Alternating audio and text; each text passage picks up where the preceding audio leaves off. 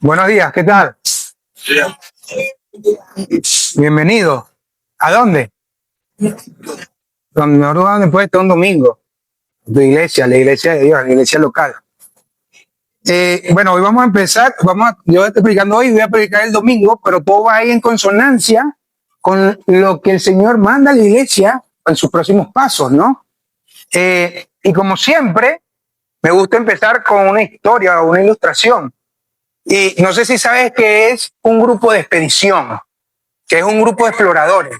Por ejemplo, los arqueólogos siempre se reúnen en grupos y ellos van como exploradores a un sitio a investigar el lugar, un lugar nuevo, ¿sí? Entonces, imagínate un grupo de exploradores, un grupo de personas, de hombres valientes allí, mujeres, que les van a enviar a un lugar nuevo, pero supuestamente es un lugar hermoso, precioso, donde hay que hacer cosas, averiguar cosas, pero un lugar donde se puede vivir, y se puede vivir bien. Y llegan, aterrizan en un lugar, de ahí tienen que emprender un viaje a pie, ¿no? Por lo menos 2 días para poder llegar al sitio. Pero ¿qué pasa? Que se encuentran con un cañón, con un abismo que les separa. Un abismo que les separa al lugar donde tienen que ir. El jefe de la expedición, el ingeniero, les dice: están asustados, no se preocupen. Ya yo he preparado un puente colgante, porque humanamente no pueden pasar al otro sitio. Y ellos miran y no ven el puente, no ven nada.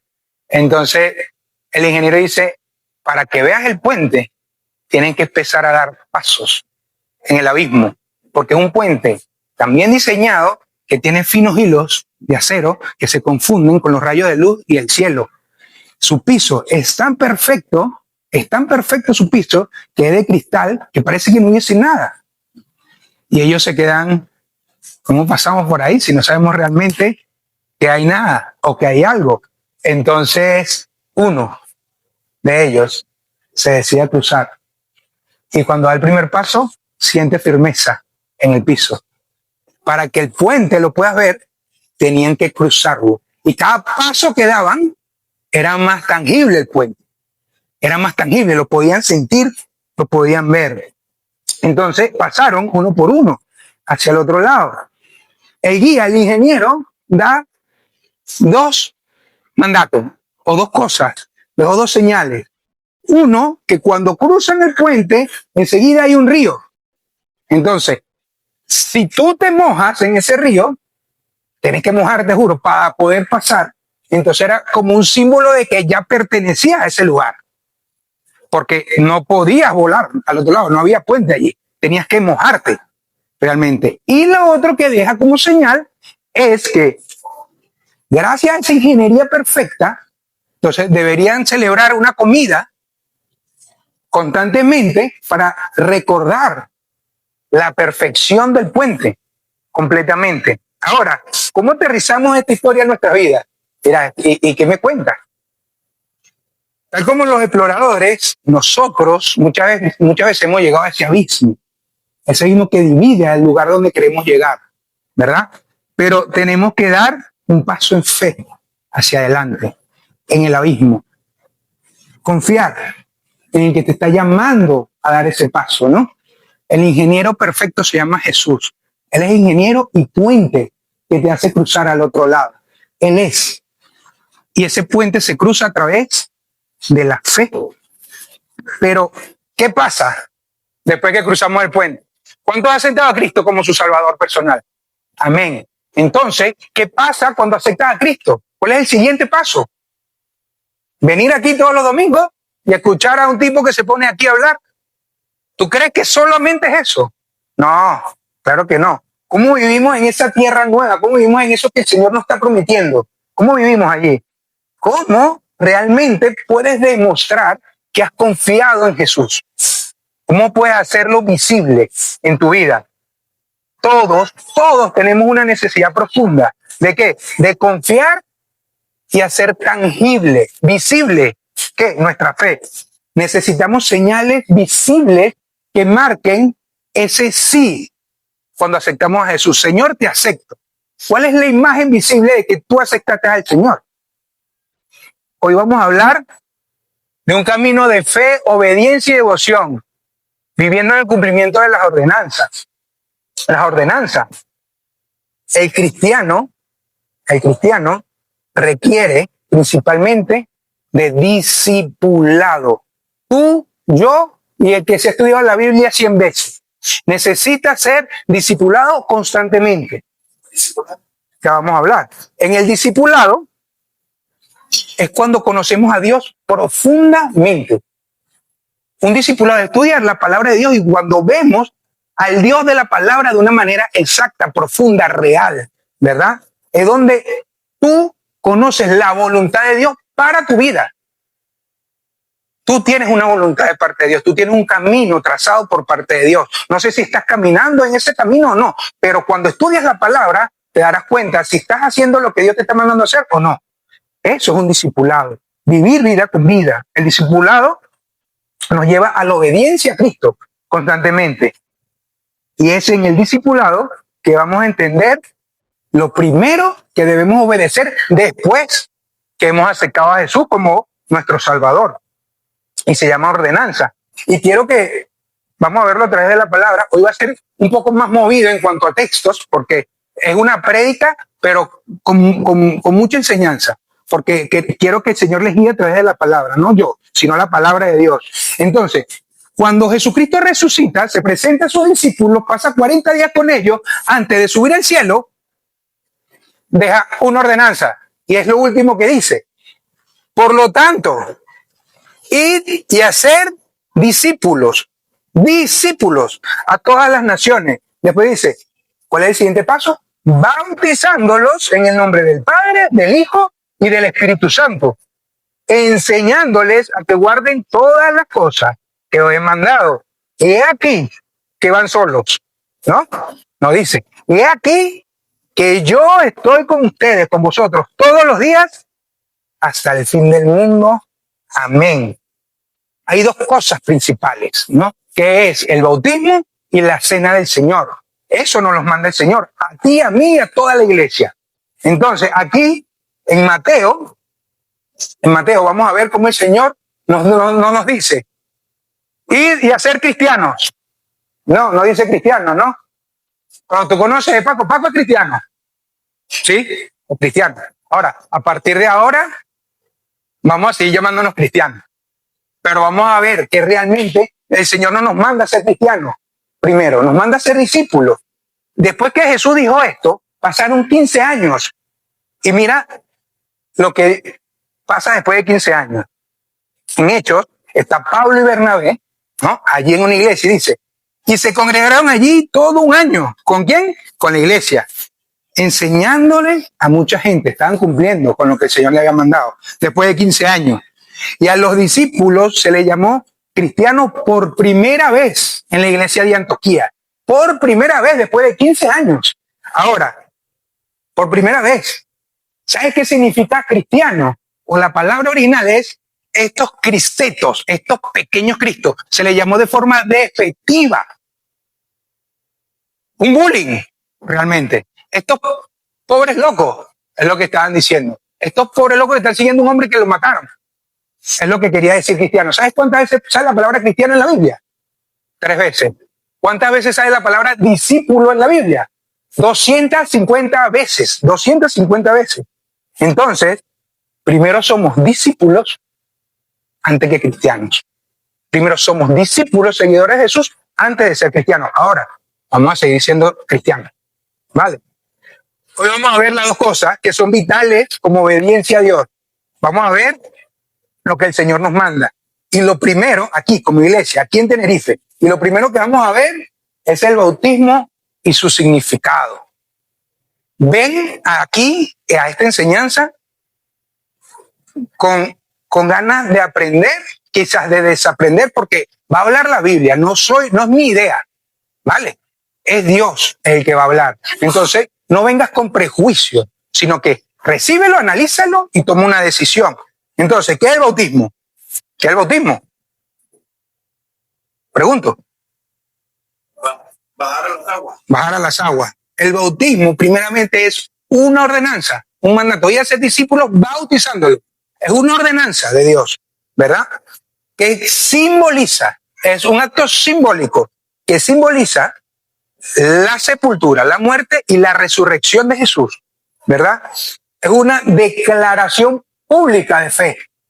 Es algo público donde tú declaras tu fe y donde te identificas públicamente con Jesucristo y con su iglesia.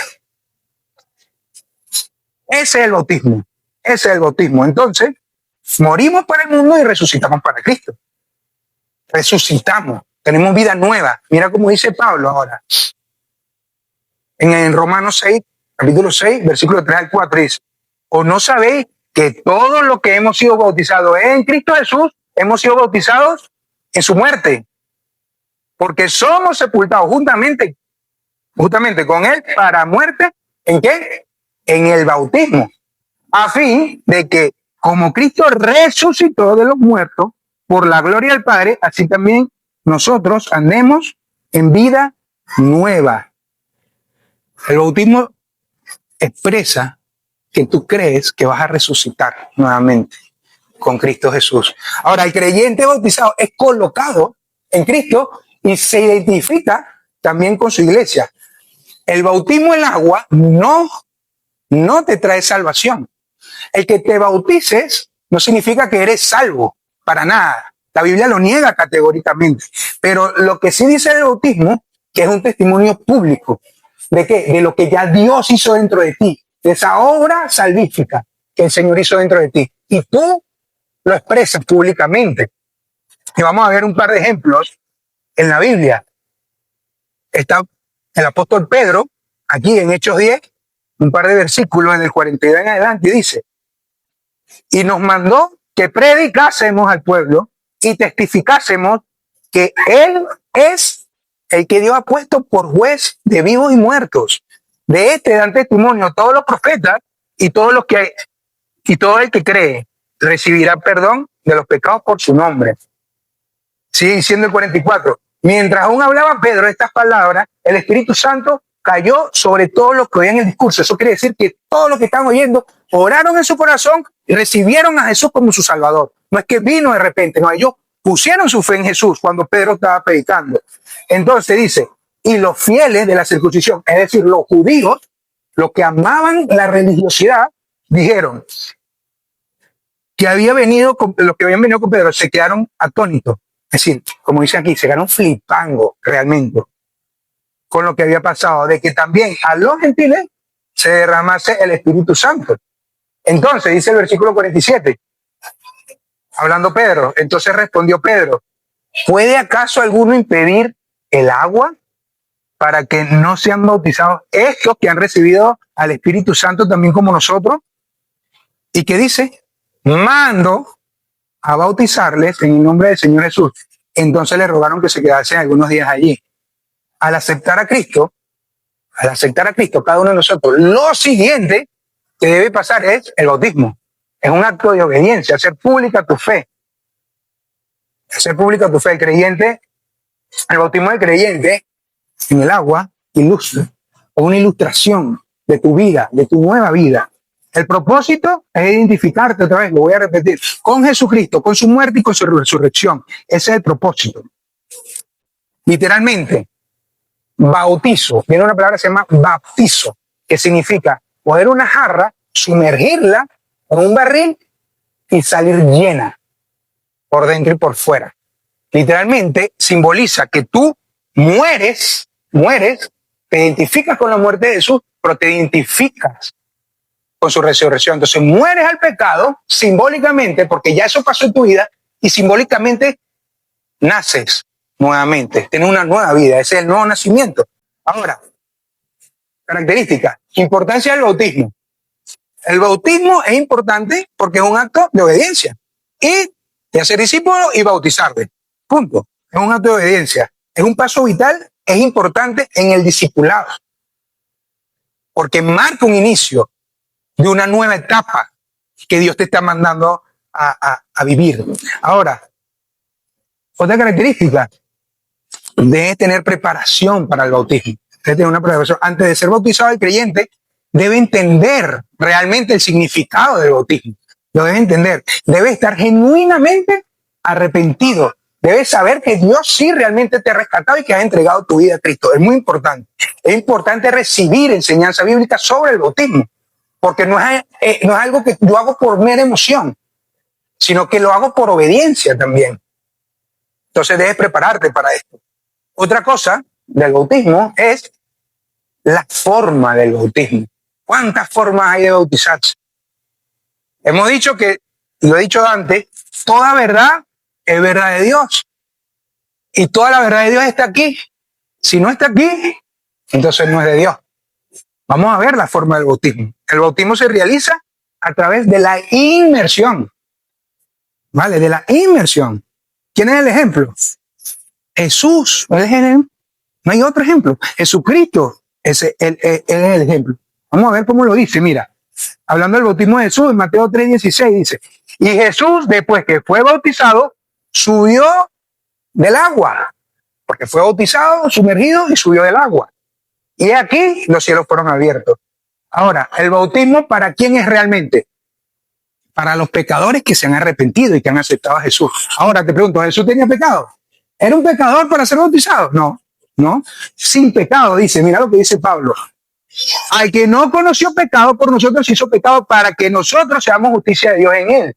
Jesús no se bautiza porque tenía pecado como nosotros, no. Él se bautiza para darnos ejemplo a todos, a todos. Jesucristo es el ejemplo de obediencia. El único bautizo bíblico es por inmersión. Los mormones bautizan, pero ¿sabes cómo? Por los muertos. Eso es satánico. Los mormones bautizan por los muertos. Los testigos de Jehová bautizan, pero bautizan sin reconocer a Jesús como Dios y al Espíritu Santo como Dios, sino que es una simple fuerza. El enemigo desviando, ¿no? A través de una secta, lo que la Biblia sí dice. Y no quiero herir a nadie, pero la Iglesia Católica, y no quiero hablar mal de la Iglesia Católica, pero sí bautizan por aspersión. En la Biblia no sale ni un bautizo de niños, ni un bautizo por aspersión. Cuando Jesucristo nace, Jesús y María no bautizan a Jesús, sino que ¿cuántos años tenía Jesús cuando se bautizó? 30. 30 años. Entonces, ¿por qué? ¿Por qué bautizamos niños y lo tenemos que rociar? Es una historia que se la puedo contar después, para no enrollarnos aquí. Tiene su historia, porque lo hacen, realmente. Pero Jesucristo tenía 30 años y no se bautizó por aspersión, se bautizó por inmersión para darnos ejemplo a nosotros. Entonces, es el único bautismo real que la Biblia narra, no narra otro bautismo. No necesitamos bautizar niños porque Jesucristo dice, dejen que vengan a mí los niños, porque de ellos es el reino de los cielos. No necesita.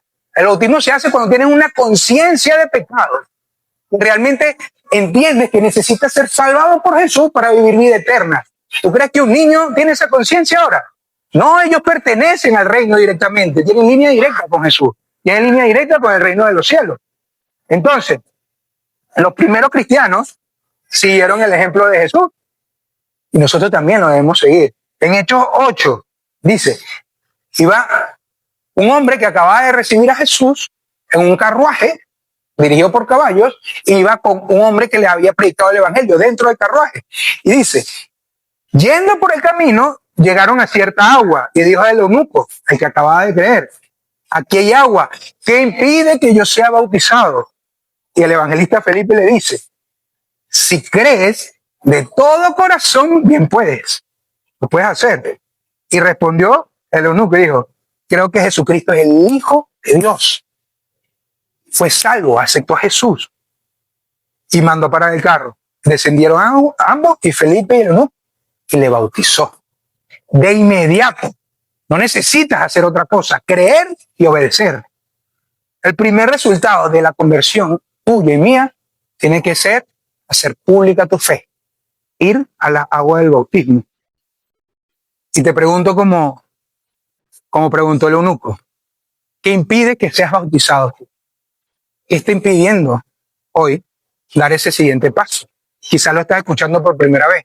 Analízalo y ve a ver si hay algo que impida. Imagínate a un hombre que pide matrimonio, ¿no? A su novia. Entonces la mujer emocionada, él arrodillado allí pidiéndole matrimonio. Dice, sí, sí, claro que sí, acepto. Y después, ¿qué pasa? Cuando ella acepta, le ofrece el anillo, ¿no? Le ofrece el anillo. Ella entre lágrimas, alegría, ese sí fue la fe que tú pusiste en Jesús. Cuando aceptaste a Jesús como tu Salvador, cuando dijiste sí, acepto ese matrimonio que el Señor te ofrece de salvación, tú dijiste que sí. Ahora, ella se pone el anillo. Ese acto de ponerse el anillo, ese acto, no es la que la hace estar comprometida realmente. Cuando ella se pone el anillo, no es ponerte el anillo lo que la hace estar comprometida. Su compromiso fue cuando dijo sí, acepto. Ponerse el anillo es un acto público, es un acto visible delante del mundo que dice, mi corazón pertenece a alguien, ¿verdad? Ya mi vida vieja no es porque ya no vivo en soltería, sino que voy a pasar a una nueva vida, a un nuevo estatus. Entonces, el anillo no te salva, el anillo no salva esa relación, pero el anillo sí proclama esa relación. El bautismo es ese anillo. Como dice la canción, te pregunto, ¿el anillo para cuándo? ¿Para cuándo? ¿Cómo aplicamos esto entonces? De una forma práctica en nuestra vida. Si ya estás bautizado, cada día mira tu vida como si llevara ese anillo puesto, porque te pusiste una vez ese anillo. Deja que ese símbolo te recuerde tu compromiso diario con Dios, porque dijiste sí acepto y bajaste a las aguas del bautismo, ¿no? Vivir una vida santa, vivir una vida con tu esposo, con tu esposa, con Cristo, ser fiel a la iglesia, a tu familia y a lo que Dios te manda. Ahora, si no has sido bautizado, si aún no te bautiza, ya le has dicho que sí a Cristo. Sabes que Jesucristo murió por ti, es tu Salvador.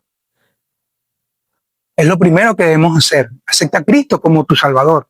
Y si ya aceptaste a Cristo, entonces, ¿qué estás esperando para ponerte el anillo? Es el siguiente paso natural de obediencia que debemos dar. Eso es el bautismo.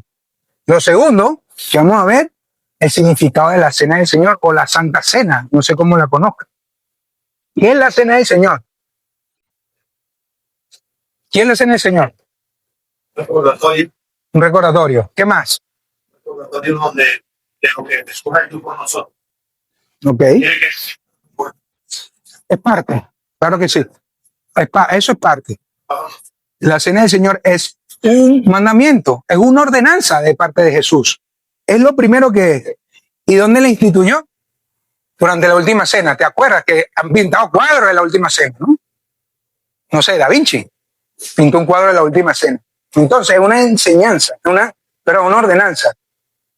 Lucas lo dice así, hablando Jesús, dice, y tomó el pan y dio gracias y lo partió y le dijo, diciendo, este es mi cuerpo que por vosotros he dado.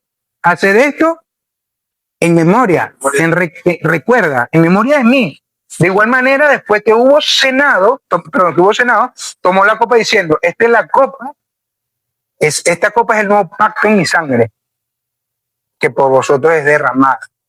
Es un acto de conmemoración. ¿Qué es conmemorar? Recordar. Simplemente. ¿Por qué nos manda a recordar constantemente? Porque constantemente se nos olvida lo que hizo Jesús por nosotros. Simple. Somos así. Somos seres humanos. Constantemente se nos olvida el sacrificio de Jesús. Por eso tenemos que recordar como iglesia constantemente eso. Hacer esto en memoria de mí. Se trata de Él, no se trata de nosotros. Aquí queda más que claro que es un acto simbólico normalmente, pero también es un orden, hacer esto, un mandato directo. El pan y el vino simbolizan su cuerpo y su sangre, el sacrificio en la cruz. El Señor es el cordero del sacrificio. Él es el cordero de Dios que quita el pecado del mundo. Ese es el acto que debemos recordar. Los aspectos de la cena del Señor. ¿Cuáles son los aspectos de la cena del Señor? El partimiento del cuerpo de Cristo como sacrificio por la paga de tu pecado y de mi pecado. ¿Vale? Recordatorio, mandamiento, hacer esto. Es un acto de obediencia. Es un acto de obediencia.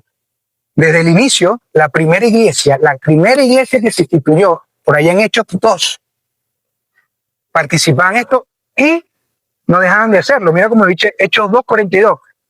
La iglesia, la primera iglesia, los primeros creyentes, dice, perseveraban en la doctrina de los apóstoles, que es la enseñanza bíblica.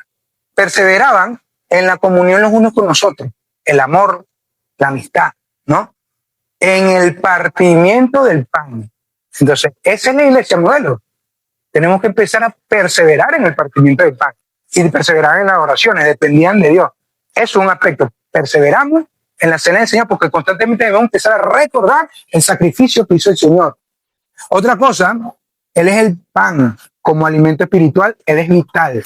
Gálatas 2, ¿verdad? Dice, este es Pablo hablando. Con Cristo estoy juntamente crucificado, ¿verdad? Y ya no vivo yo, más vive Cristo en mí. Y lo que ahora vivo en la carne, lo vivo en la fe del Hijo de Dios. Y aquí, el cual me amó y se entregó a sí mismo por mí. Se entregó por ti. Por eso Jesús dice, este es mi cuerpo, que por vosotros es partido, es dado. El pan como alimento es básico. Si tú no comes, te enfermas, te desnutres, ¿sí o no? Aquí el pan es el símbolo de tu alimento espiritual. ¿Estás pasando hambre espiritualmente? Te pregunto, ¿cómo está tu contextura espiritual? Mira, es pan vivo que bajó del cielo. Es pan vivo que bajó del cielo, perdón. Eso no lo tengo. Juan 6:51 dice, yo soy el pan vivo que descendió del cielo. Si alguno comiere de este pan, hablando Jesús de él mismo, vivirá para siempre. El pan que yo le daré es mi carne, lo cual yo daré por la vida del mundo, por la vida tuya y por la vida mía. Por eso debemos recordar siempre ese sacrificio. Simbólicamente, Jesucristo no está ni en el pan ni en el vino. Simbólicamente no se convierte ni en pan ni en vino. Es un símbolo simplemente. Es un recordatorio. Es una proclamación de su muerte hasta que Él vuelva.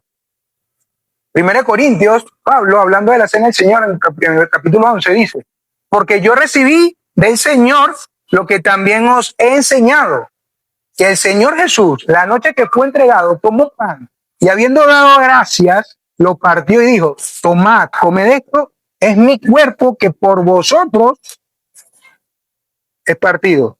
Vuelve a decir, hacer esto en memoria de mí. Es impresionante, debemos recordar constantemente. Sigue diciendo Pablo. Asimismo tomó también la copa, después de haber cenado diciendo, esta copa es el nuevo pacto en mi sangre. Hacer esto todas las veces que la bebieres en recordatorio. Siempre hay que recordar el sacrificio de Jesús. Así pues, todas las veces que comiera este pan y bebiera esta copa, la muerte del Señor anunciada, ¿hasta cuándo? ¿Cuántas veces lo tenemos que hacer? Hasta que Él vuelva. Él vuelve. Él vuelve, créelo. Este texto explica concretamente que lo que hay realmente detrás de la cena del Señor es un simbolismo y un recordatorio que debemos vivir como iglesia, proclamar solemnemente de continuo la muerte y resurrección de Jesús hasta que Él venga.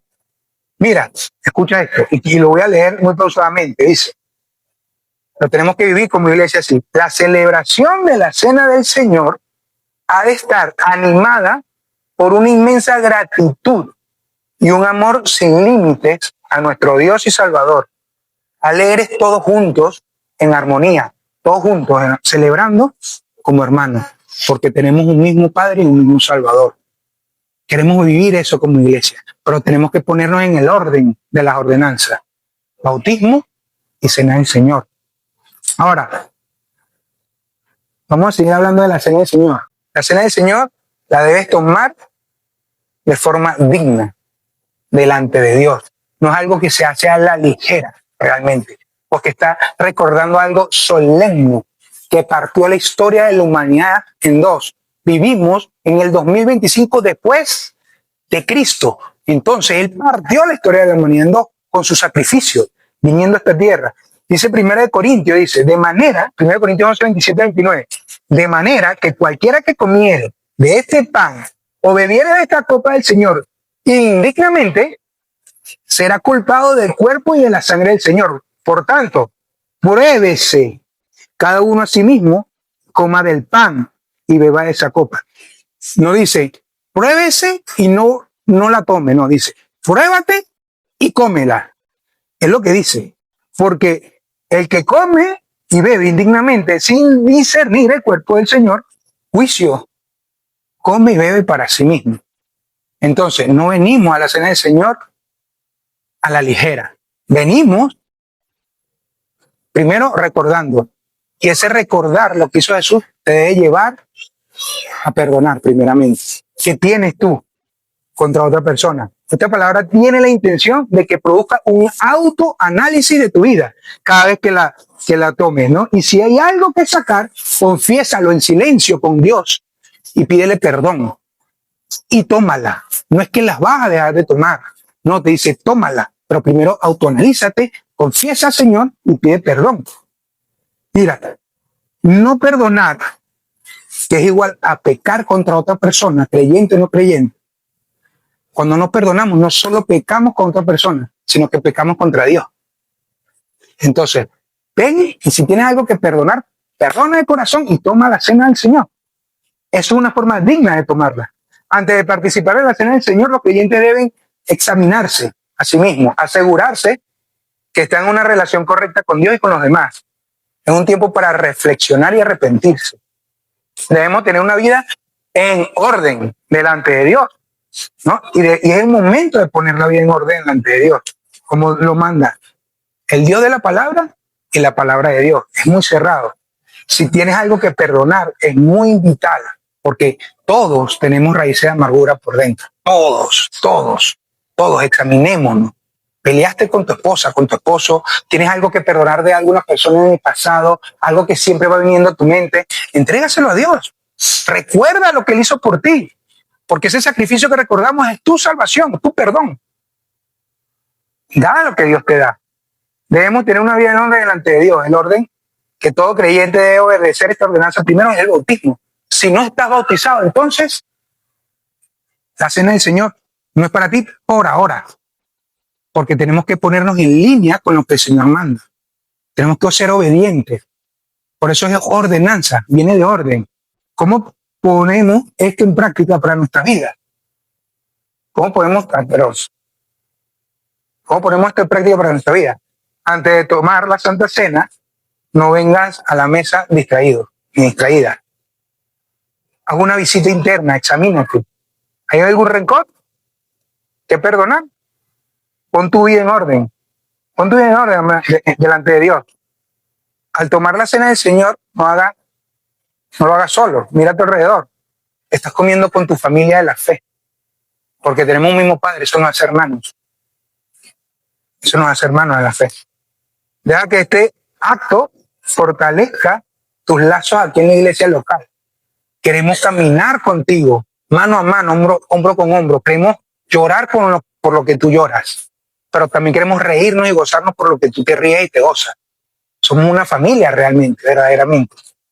Entonces, ambas ordenanzas, el bautismo y la cena del Señor, son esenciales para una vida cristiana. Son claves para una vida cristiana. ¿Cuál es tu siguiente paso? No lo sé. Tú lo sabes. ¿Cuál es tu siguiente paso? Y te vamos a retar. Punto 1, el bautismo. Hoy el reto es dar el paso de obediencia correcta. No dejes tu fe en privado. No la dejes en privado. Sé obediente a lo que Dios te manda. Ponte el anillo. Firma tu compromiso con Cristo a través de las aguas del bautismo. Lo otro que hemos visto, la cena del Señor. El reto es no subestimar nunca la importancia de esta mesa. Prepárate para participar de ella. Prepárate. Por eso es tan esencial el discipulado. Por eso queremos desgastar nuestras vidas, hacer lo que el Señor nos mandó. Por eso tenemos discipulado los viernes con las mujeres, queremos arrancar el sábado con los hombres. Porque queremos que tú descubras de primera mano lo que Dios tiene para tu vida. ¿Tú quieres bendición? ¿Sabes qué bendice Dios? La obediencia. La obediencia. Prepárate Ora al Señor, que el Señor te guíe. Somos una iglesia con los brazos abiertos, con las puertas abiertas para todo el que quiera venir, para que todo el que quiera aprender y ser discipulado. Somos una iglesia que quiere servir al Señor fielmente, pero también queremos ver cómo el Señor te bendice a través de tu obediencia. Permítenos ser parte de eso. Permítenos vivir contigo eso. Porque queremos verlo. Porque sabemos que Dios tiene algo preparado para cada uno de ustedes. Y cuando tú aceptas a Jesús, Él pone algo en ti que se llama don. Un don que es de parte de Dios, un don espiritual. Y si tú recibiste a Jesús, ese don que Él puso cada uno de ustedes es para edificar a la iglesia entera. Entonces, el don que tú tienes allí de parte de Dios me hace falta a mí como miembro de la iglesia. Ese don que Dios puso en ti cuando aceptaste a Jesús le hace falta a Paco, a Mari, a Ter, a Guillermina, a Javi, a todos los que están aquí. No guardes el don. Empieza a dar pasos de fe. Y si no has aceptado a Jesús, acéptalo hoy y caminemos juntos. Vale, vamos a orar. Señor y Dios, gracias, Padre. Gracias porque eres un Dios bueno, bondadoso. Gracias por tu palabra, Señor. Gracias por los hermanos que un día decidieron pasar el puente, aunque no veían sino un abismo, Señor. Gracias porque tú eres el puente, Señor. Y hemos puesto esa fe y esa confianza en ti, Señor. La salvación te pertenece a ti, es tu don, no pertenece a nosotros, Señor. Te pido por cada una de estas personas que tú y tu Espíritu Santo hable a su corazón, Padre, que tu palabra les traspase directamente, Señor. Que ellos puedan analizar tu palabra, puedan llegar a su casa y leer, ver, que no se queden con lo que nosotros decimos aquí, Señor, sino que escudriñen, que tengan hambre y sed de ti, Señor. Padre, queremos poner en tus manos el discipulado, poner el querer y el hacer en cada uno de mis hermanos aquí, Señor. Queremos arrancar el domingo, el sábado con los hombres, Señor. Esforzados y valientes nos mandas a hacer tú, Señor. Pon el querer y el hacer en cada varón, Señor, que tú has puesto hoy aquí, Señor, para que puedan comprometerse, no con la iglesia, no con Paco, con Lucy, conmigo, no, que se comprometan contigo, Dios, porque el compromiso es contigo, Señor. A aprender más de ti, a conocer más de ti, Señor. Ayúdanos a coger el ejemplo de estas mujeres, Señor, que se reúnen cada viernes, algunas por la mañana y otras por la tarde, Señor. Ayúdanos a ser fieles como ellas, Señor, porque es lo que más necesita en nuestra vida. Ayúdanos a entender que tú nos mandas a que seamos tus seguidores y discípulos antes que cristianos, porque cristiano puede ser cualquiera. Discípulo es aquel que va en obediencia a ese llamado que tú haces, Señor. Gracias por cada una de estas personas.